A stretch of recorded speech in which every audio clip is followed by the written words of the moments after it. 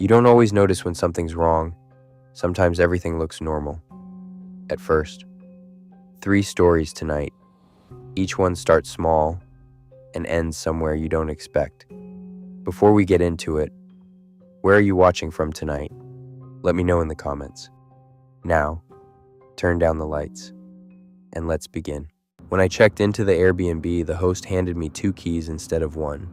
He said it casually, like it was normal, and told me one was just a backup in case I lost the first. I didn't question it at the time. The place itself looked clean, quiet, nothing unusual. Small apartment, 2nd floor, facing a parking lot. I remember thinking I got lucky. No weird smells, no strange layout, just a normal place for a few nights. At least, that's what it felt like walking in. The first night was fine. I locked the door, set 1 key on the counter, and kept the other in my pocket. Around midnight, I woke up for no real reason. Just that feeling like something shifted. I listened for a minute, but everything was quiet. No footsteps, no voices, nothing outside.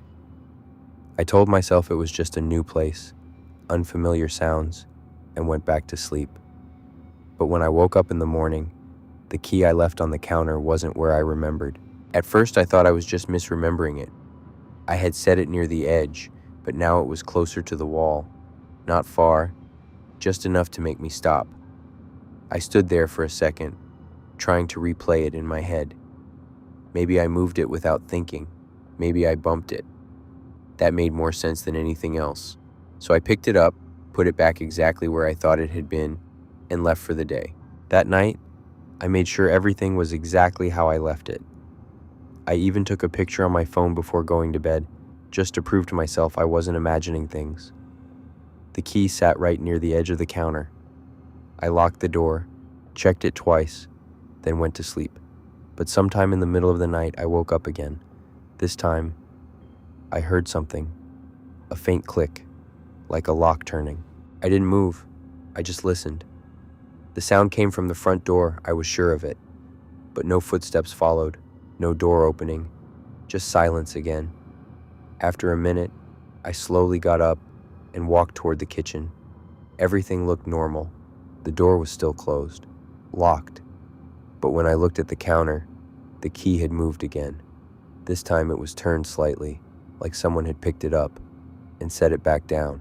That's when I checked my phone. I pulled up the picture I had taken earlier. The key in the photo was facing a different direction. There was no doubt now. It had been moved.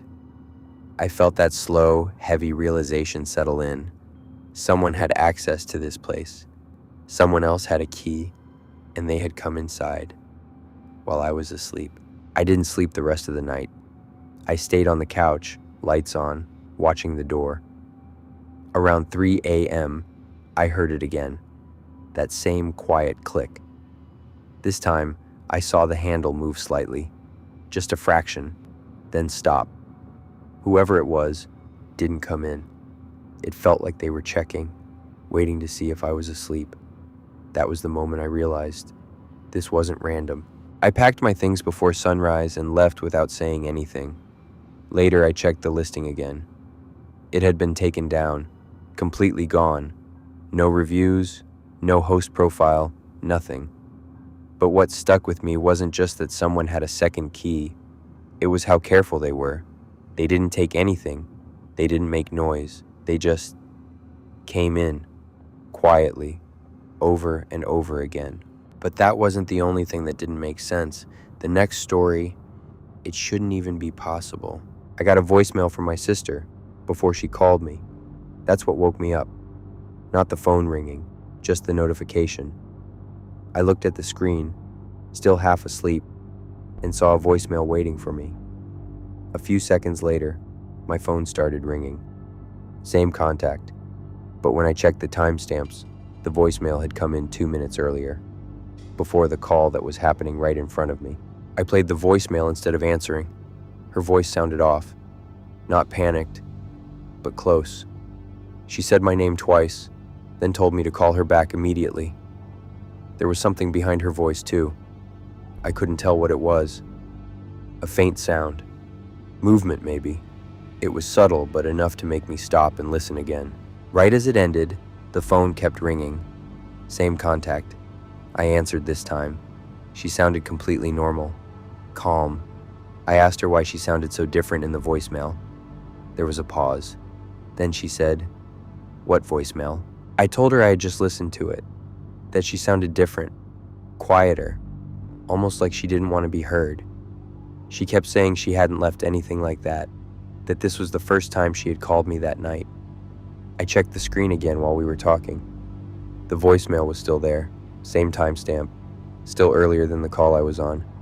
I read it out loud to her, and for a second, neither of us said anything. I asked her to stay on the line and listen to it with me. I put the phone on speaker and played the voicemail again.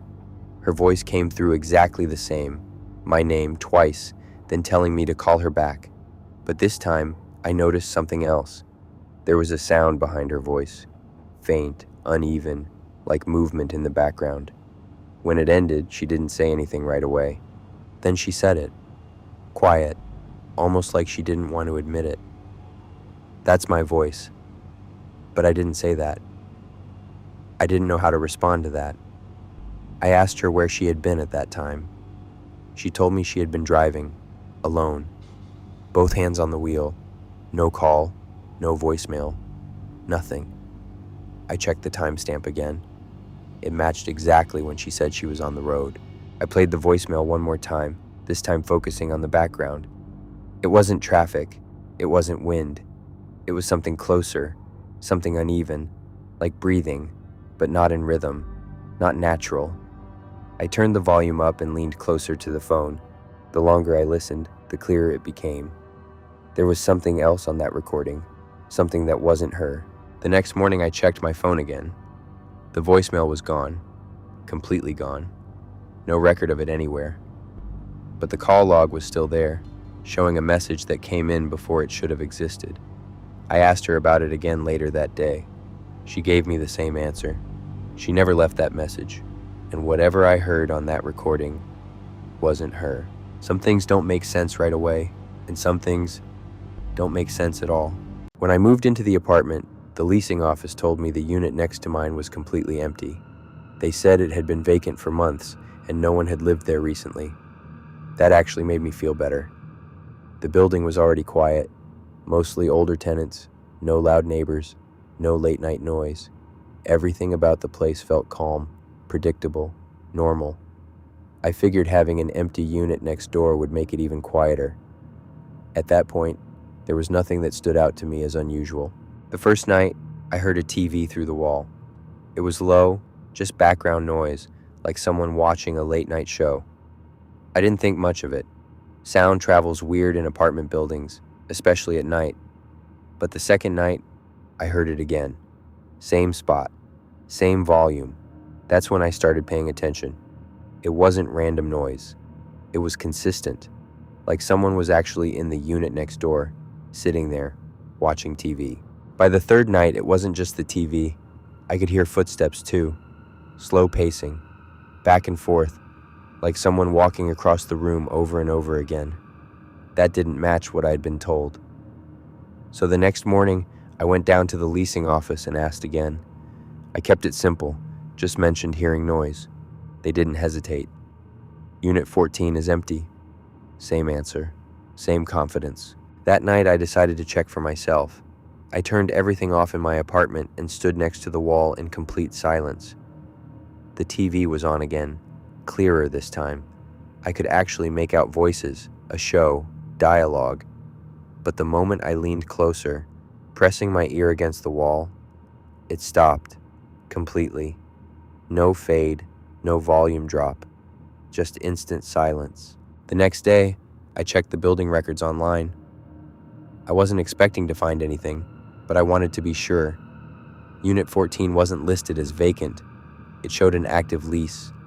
No tenant name, no details, just active. That didn't line up with what I had been told. Either someone was living there, or something about that unit wasn't being explained. That night, the sounds came back again. But this time, it wasn't the TV. It wasn't footsteps either. It was something else. A coughing sound, slow, dry, repeated. It was close, too close. Like whoever was making that sound was standing right on the other side of the wall, not moving, just there, coughing. That was enough for me. I called maintenance the next morning and told them something wasn't right. They came up with a key and opened Unit 14 while I stood there watching. The door unlocked, and when it opened, the apartment was completely empty. No furniture, no TV, no personal items, nothing, just bare walls and silence. That night, the sounds came back. The TV, the footsteps, the coughing, exactly the same as before. I sat there, listening, trying to make sense of it. The unit next door was empty. I had seen it myself.